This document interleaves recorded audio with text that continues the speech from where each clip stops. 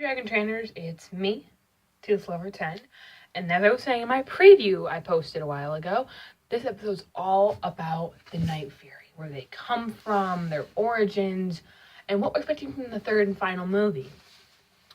So as you all know, years ago, dragons and Vikings were not friends, constantly fighting on Berk and all over the world. There's one man that always hunted Night Furies, and we finally learned his name. His name was Grimmel the Grizzly. And as he says in the trailer, I've hunted and killed every Night Fury, except yours. And I think it's good to say that he knows a lot about these creatures, probably more than Hiccup and the Book of Dragons can ever mention about these beautiful creatures. And I'm gonna say that they come from the northern part of Europe, and I'm gonna say that because I've watched a few videos on this myself, so these are not all my theories, but in my opinion, I believe they come from the north part of Europe because of Drago Bloodfist. He has more of a northern European accent, and his cloak looks like Night Fury skin. So was he in business with Grimmel? Is that why we see Grimmel commanding Drago's fleet? Are they in business? Or is Drago just a pawn in Grimmel's endgame? Was this all been about Grimmel? Vigo was a pawn to Cronin. Cronin was a pawn to Draco. And is Draco a pawn of Grizzly? I'll dig more into that in a different video. But as I was saying about Berk, they fought for years looking for the nest. They knew if they destroyed it, the dragons would have to find another home, unknowing what was inside of that nest. And Night Furies were never seen, they never stole food, and they never missed. And one day, morning, a scrawny Viking named Hiccup found what they believed to be the last Night Fury and shot him down, which ended up tearing off his tail fin, which stopped the dragon from being able to fly. Being shut down in the woods left the dragon defenseless and available to all predators and all manners of evil, and being hunted, killed, starved. There's a lot of reasons why it was not safe for the Night Fury to be there. But I think the biggest one that I have to agree with here is that it left the Night Fury completely vulnerable. Everybody and everything feared Night Furies, but with the Night Fury gone, would its natural ecosystem be completely corrupt? Would it end? There's so many questions that had not been answered yet, and I'm going to try to answer all of them in this video. So really, it's about Hiccup goes into the woods, finds the Night Fury, because he's going to cut out his heart and take it to his father. Hiccup looks into what would soon be named Toothless's eyes and sees himself and halts his attack. He cuts Toothless loose, and Toothless spares his life in return, but flies away, smashing into trees, the ground. Hiccup has no idea what he set in motion at this point. He goes home and tells his father he doesn't want to fight dragons, but his father told him he's going to go and learn how to kill the dragons, which deeply upsets Hiccup. He didn't fit in around Berk, and eventually he became the Dragon Master, of being able to take down any dragon in the arena without an axe, a shield, or even a sword. But he learned this through Toothless. When Gobber said, I gotta think back here, when Gobber said, a dragon will always go for the kill, he goes back to where he cut the Night Fury loose and says, why didn't you? And he follows what he believes to be the Night Fury's scale, where it's been dropping scales in a row in a path leading to where it's hidden. It's hidden what would later be named Dragon's Cove. Little leg, fish, it's trying to get out, but it can't. It can't fly at all with his fin gone. Hale quickly sketches down the Night Fury in his notebook and erases the fin, says, why can't you just fly away? And they lock eyes one more time when Hiccup drops his pencil and it bounces down the rocks. Toothless doesn't do anything but look at him, pretty much saying, "Get out of my territory or I will hurt you." And I think the biggest thing that shows is that Dragon's not only intelligent, but the dragon trusts Hiccup not to come after him. Hiccup returns home, gets the Book of Dragons, and goes to the Night Fury page, where everything about this creature is unknown except that it's deadly and you should hide from it. He plops his notebook on to the page of the dragons and thinks about what he could learn from this dragon. And then he starts going back every day and learning more and more about dragons and Night Furies. The biggest thing he learns about Night Furies is that they are highly intelligent and loyal. And protective of food and stuff like that. But let's be honest, protective of meatloaf, you're dead. Everyone's protective of their food.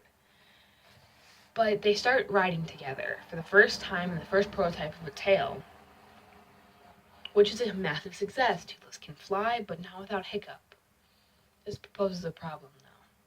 When Astrid follows Hiccup one day and finds Toothless, Toothless sees Astrid as a threat. Tries to kill her. To be honest, it's kind of a jerk in the first movie. I'm surprised he didn't kill her. But they go and find the dragon's nest thanks to the call of the Red Death, or Green Death, or whatever. It's Red Death. Red Death. And Toothless is the only Night Fury there. There's thousands of Grunkles, Zipplebacks, Nightmares, Natters, and a ton more, though, we only get to see for a half a second. But only one Night Fury. Why is there only one Night Fury? That's because Grimmel's killed them all off and been using Drago to build his dragon army. So the dragon army wasn't for Drago, it was for Grimmel. To prove that a bewildered beast could control any kind of dragon to do any one of his master's biddings. And, as I was saying, they go back and he has to kill a dragon. He tries to explain to all the Vikings that are there to watch him kill the dragon that he's finalist in the Dragon Academy. And this proposes... Pardon me for 1 quick second as I close the window. Sheesh. This proposes a little bit of a problem. He tries to tell everyone that they're not what they think they are. But Stoic, being Stoic, hits the metal with a hammer, causes the Nightmare to lose control. Toothless hears this, finds a way out of the cove, and comes running to Hiccup's aid, where he almost kills Stoic. Hiccup tries to get him to explain that he doesn't want Toothless hurt, but Stoic says, "You're not my son, you're not a Viking, and you don't belong with us." So really the biggest thing is their first movie is them finding each other. And then we meet them in Riders and Defenders of Berk, where we connect more with them on a personal level of defending and learning all about more dragons that were coming. And we learn another thing. Night Furies hold grudges. In the episode, I think it's Old Enemies. I can't really remember. Old Enemies or Old Friends. A whispering death comes to Berk, just looking for Toothless. They found out that this whispering death had been bitten by a Night Fury, which most likely means he's bitten by Toothless before Toothless became a domesticated dragon. And now that they're both fully grown, wants revenge. This whispering death decided that it was going to kill Toothless alone, and Toothless didn't want help even from Hiccup. It took Hiccup jumping off of a cliff to get Toothless to save him, and in the end, they stopped the whispering death. But this proves the Night Fury holds grudges. The bite was small, meaning Toothless was quite young when he did it. And the whispering death recognized him. The scent, the smell, the sounds he made. And so did Toothless. But why them? What were they fighting over? I think it was food and land. Whispering deaths burrow under the ground. Night Furies live in volcanoes. Which is why we think they put fire around their beds and then put it out. Makes them feel that warm and home. What if the Whispering Death was burrowing into Toothless's volcano and he bit the Whispering Death out of defense? We'll never know, but that's my theory. The next biggest thing we have to acquire is the Defenders of Berk, where we learn the only dragon that can go toe-to-toe with a Night Fury is a Skrill, the only other strike-class dragon, who draws his power from the lightning and storms. Dagger, who would later become Hiccup's good friend, and Hiccup would later become his best man, decided that he wanted the Skrill for his own so he could go toe-to-toe with the Night Fury, and he almost succeeded. If he had electrocuted himself by accident by standing in a puddle and letting the Skrill, electrocute him. But I'll cover that again in a different video. I think the biggest thing we learned from those is that Night Furies are so loyal. They didn't want anything more but to keep their humans safe. Now we'll jump to Race to the Edge. I can't cover much of Race to the Edge since it's such a long series. I'll have to do a whole timeline in a different video.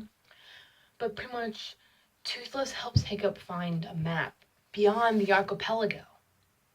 And we don't learn much about Night Furies, and that points to that they're amazingly accurate, which we already knew, and more intelligent than humans in some cases. So, now we go 2 years in the future, where we end up at the second movie. The second movie just has the discovery of Drago Bloodfist and his dragon army. This is where we find out that Toothless may have met his Titan Wing stage.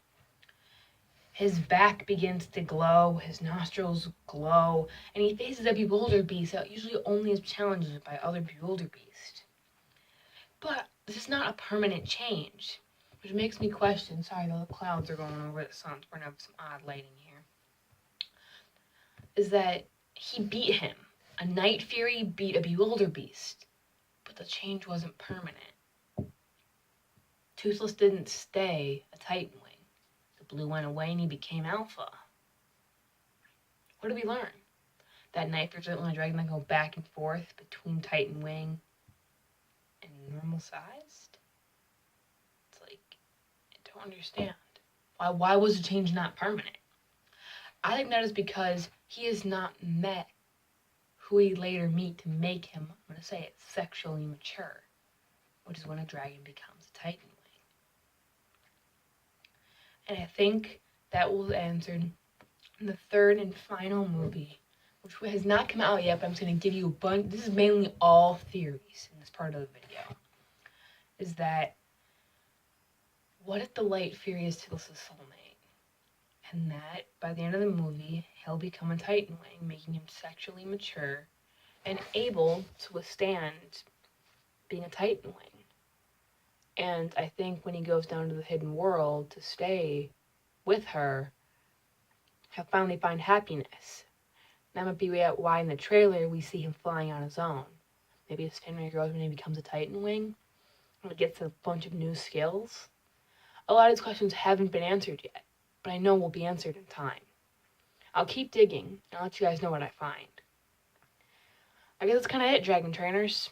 We discussed all the theories about the Night Fury and his growth throughout the series, and I hope that the third movie isn't really the end, and we might get something more.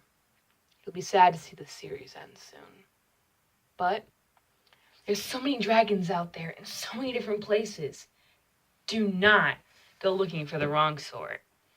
But you have a lot of training to do, so I'll give you guys some time. Good luck, Dragon Trainers. It's time to go meet your first dragon. Bye, guys. Subscribe and like. Bye.